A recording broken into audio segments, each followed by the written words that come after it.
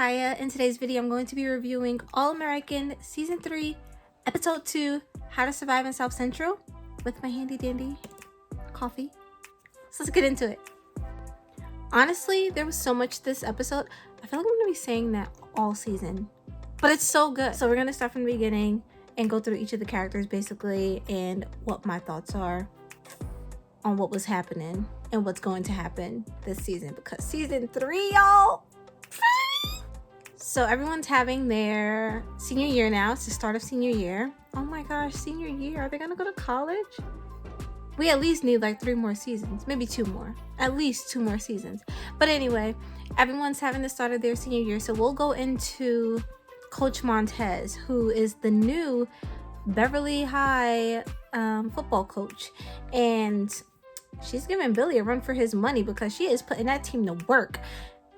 They were looking at her kind of like, because she's female, whatever, but no. So Coach Montez is not about to be playing any favorites. She is putting this episode, JJ and Jordan, against each other for the QB1 spot. Jordan, I guess, feels since he's been QB1 this whole time, it's his spot. No, you gotta work for it, Jordan. But I'll give Jordan credit. We'll get into him a little bit later. He was better this episode. She's putting the team to work, getting them prepared for the season to come. And she's also not letting Asher partake in this upcoming season, nor will she let him participate in the practice sessions with the team because, you know, steroids. So she's sticking to her guns. She is no pushover at all. I kind of like her, kind of on the fence, but because, you know, my heart, Billy, I miss Billy a little bit. But yeah, she's cool. And her daughter, we'll get into her daughter a little bit later. So this episode with JJ, we actually got to see a little bit more of a competitive side with JJ.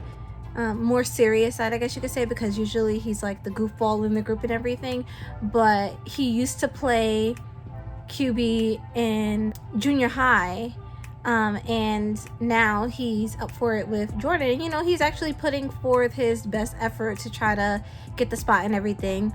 While Jordan, in the beginning, Jordan was feeling, okay, I don't understand why I have to go against JJ. This has been my spot. I'm the QB. You've seen what I've done in the past, which Montez was not having it. She was like, okay, but you were throwing to Spencer that whole time. You were throwing to Asher. Spencer is no longer on the team. Asher was doing steroids, so things are switching up basically, which means you're being taken out of your comfort zone. I don't know what he's not understanding, sir. Work. Put in the work. I mean, have a little bit more confidence in yourself, Jordan. So eventually he goes to talk to his mom and his dad a little bit about the situation.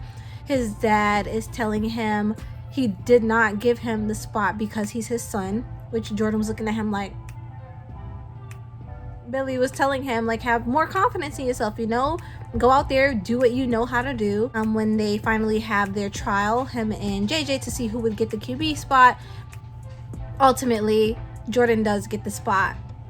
Bruh, believe in yourself, come on. So then we have Coop, who is with Patience because she just got her first paycheck from tour. She's so excited. I guess her check is little to nothing because she wasn't happy with them digits she saw. Apparently she was missing some zeros.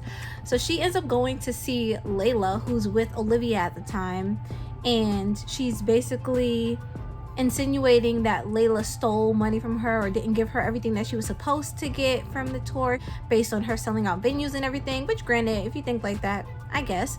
So her and Layla have a little awkward tension. Olivia sitting there, she was trying to dip, but Coop wasn't having it, and she was trying to suck for Layla at the same time. Coop wasn't having it. So Coop ends up finding out from Layla at the end of the episode that the reason she made little to nothing is because after all the expenses that they had to pay, it wasn't that much money left for her, girl. So she was like, you know, if you want to make more money, you need to make an album. What do you think this is? My girl Layla, I tell you, Layla, she be knowing. Like, stick up for yourself, girl. And Coop was chill with that, you know. According to Spencer, she likes it when people come at her the way she comes at them. Like, you need to have some backbone to you, basically. Yeah. Now Patience, girl. Poor Patience. Patience, she seemed like she going through it. We finally find out what happened with the tour and why she had to leave, why she had to sign the NDA, basically. When Coop went to see Layla at the restaurant to complain about her paycheck, she also threw a little snide comment in there about Layla's family playing people. Basically, Layla's dad playing Patience and having her sign the NDA and everything. So we find out when Layla finally goes to speak to Patience, she's saying that she can't say anything because she signed an NDA. Patience basically tells her to go listen to the new artist that her dad signed new song. She listens to it with Spencer. Well, she plays it for Spencer after she hears it. And come to find out, basically, it's a song that Patience wrote, and her dad took it and gave it to this new artist and wasn't letting Patience. How you take the girl's song and give it to somebody else like the girl don't even sing? What was the point of you signing her if she can't sing her own music, if she makes it? Like, she wrote a song, you clearly liked it, and you gonna take it and give it to somebody else, JP?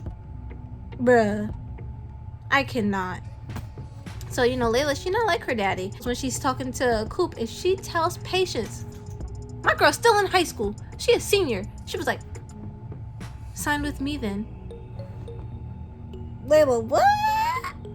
And Coop was eating it up too. She was like, now that's who I signed with. I was like, yeah, Coop, that's who you signed with. Don't be doubting my homie. So Patience was like, can I do that? My girl Layla was like, I'll handle my dad. Yo, come on. Then we got Preach.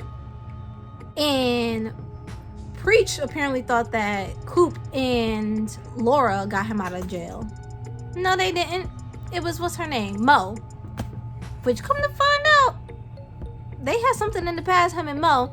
So Coop is telling him, nah, Mo got you out, yada yada, I don't trust her. So he ends up meeting up with Mo at some point, and he's telling her, like, what is this? What's your aim here? She's saying that it's nothing, they have history together, her and Preach.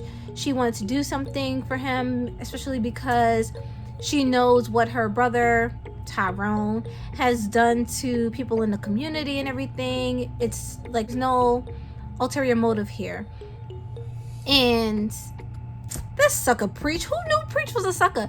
This sucker Preach over here falling for it, and he go and tell Coop, leave it alone, she's not here to do anything wrong, and then Coop put 2 and 2 together that they got some history together. But Coop still don't trust her. And I'm like, yeah, Coop, it's about time you start making some smart choices here and stop being annoying and start catching on. So she's telling him, like, and you believe her. Yeah, he believed her. I don't know what's going on with Preach right now. Preach, one minute he want to be cold as ice. The next minute he want to be all hot and warm. Can you choose? Now we got the boy Asher. So, well, no. Before we get to Asher, let's go to the coach's daughter, Vanessa Montez. So Layla is introducing Vanessa to Olivia in the school hallway. You see clearly that Olivia recognizes her. She's giving the cold shoulder a bit. She was like, what are you doing here? I was like, is this Sobriety Sister from last episode? Sobriety Sister's real? But no. So Vanessa's looking at Olivia a little weird too, because apparently she knows her. This whole encounter was a little awkward. They go about their business, and come to find out, Vanessa knows Asher. She sees Asher in the hallway. She's like, hey. She's all excited to see him. He's looking like he's just saw a ghost. And they end up meeting again later in the locker room. And he apparently met this girl over the summer in Mexico. And I guess they had a little something. And he is, he's spooked because Liv Girl don't know that he apparently had something with this girl over the summer. Little do we know. So come to find out, Olivia, man, this girl, she surprised me every time. She ends up telling Layla that she actually went to Mexico to surprise Asher, and she saw them on the beach together, him and Vanessa, but he don't even know it. I said, ooh. Oh yeah, And poor Asher, since she won't let him play Coach Montez, he just be in that locker room all the time, practicing by himself, probably talking to himself. Sad. It's sad. Now it's Billy Boy, aka Coach Beverly, according to Frosto over here, new guy. He's coming in strong. He's coming in kind of aggressive, apparently, to the team. And he realizes that his team isn't as big as he thought it was because some kids had to transfer. Well, they didn't have to. Some kids chose to transfer, and other kids couldn't be on the team anymore because of their GPA. Thanks to Shady freaking Carter, who raised the GPA requirement for them to be on the football team. So annoying. So Billy, the way he's approaching the team, they're not feeling it. And Spencer's trying to tell him that he needs to change his approach. Billy's not trying to have it. Over the course of the episode, he's struggling to get the team to cooperate with him and, see him as their coach. A few of the players, including Frosto, end up quitting the team and everything. And so now his team is even smaller, clearly struggling. But by the end, he soon realizes, you have to see things the way they see things and do things differently. And when he finds out that they got their funding cut because of freaking Shady Carter, these people, I tell you, sometimes they just do good things. He decides to give up his salary so that way he can fund the football team and they don't have to pay out of pocket for everything themselves. He really trying to get that family back, I'm guessing. And him and Laura this episode seem to be doing better. Team ends up coming together eventually, and the guys who left earlier in the episode, Frosto and a few of the other guys, end up coming back so that way they can be a part of the team and try to make their way to the championship. Frosto guy, new character this season, he all salty because Spencer's there, and clearly he's jealous of Spencer. So he was throwing all these shots at Spencer and Billy because he doesn't want them there. But did you win state last year? No. So you need them there. Ridiculous. Oh. Chris and Darnell, they're over here beefing because just like JJ and Jordan, they're both up for the QB spot. And freaking Billy's over here dragging it, I'm guessing, and not announcing who is going to be the QB. So, Darnell feels that him and Spencer have this loyalty because they're like brothers. And Chris feels like they have loyalty because they grew up together. So they each want Spencer to have their back. So when Spencer eventually goes to meet with Billy, Billy asks him who he thinks should be QB. We find out when Billy ends up choosing Chris to be QB and Darnell. Darnell is tight because he feels Spencer threw him under the bus. But we find out that Spencer actually told Billy he feels Darnell would be the better QB. Now Chris is tight too. Now he got Darnell mad at him because Darnell is believing something that isn't true. And now he got Chris mad at him because Chris thought he had his back, but Spencer was like, nah, buddy. Then we have my girl Layla.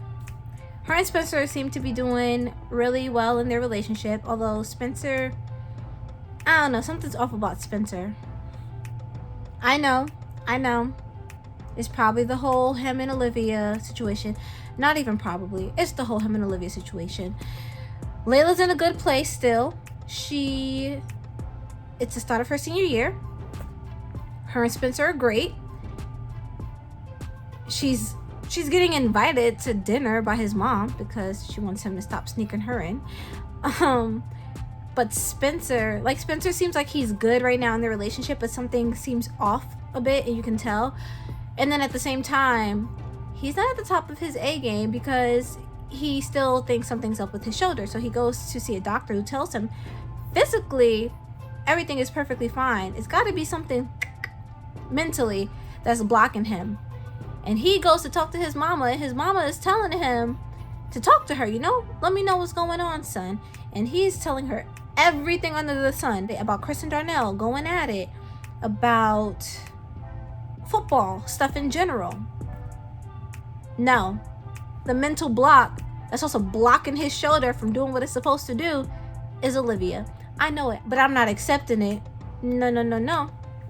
But yeah, he, I feel like that's gonna be something that's playing out too. Also, next episode, got a glimpse into next episode with the trailer where at one point you hear Layla telling him, what's wrong, something's been off, basically. My girl, I hope she starts putting 2 and 2 together. Remember last week's trailer for this week's episode where Olivia was telling Layla her secret, basically about Summer? I could have sworn it was gonna be about her and Spencer. I was like, because you wouldn't keep no secret from your best friend. It was the whole, she went to see Asher, saw him with this girl secret. But they're clearly still keeping something, her and Spencer. And they need to stop it because they're playing with so many emotions here. Layla's, Asher's, mine, man. So I don't know. We'll see. And then that annoying girl, Vanessa, there's a clip in the trailer too for next week's episode where she's like, Olivia's hiding something. Excuse me. Were you not just frolicking on the beach in Mexico with Asher and you're telling him Olivia's not going to hear anything from you? And she's hiding something? Girl, if you don't get out of here, I cannot. But that's what it is. Oh, so much going on. It's so much. Next week, though, they better give me some answers next week. I don't get no answers. The answers that I need, man, I'm all out of coffee. But yeah, I'll see y'all next week.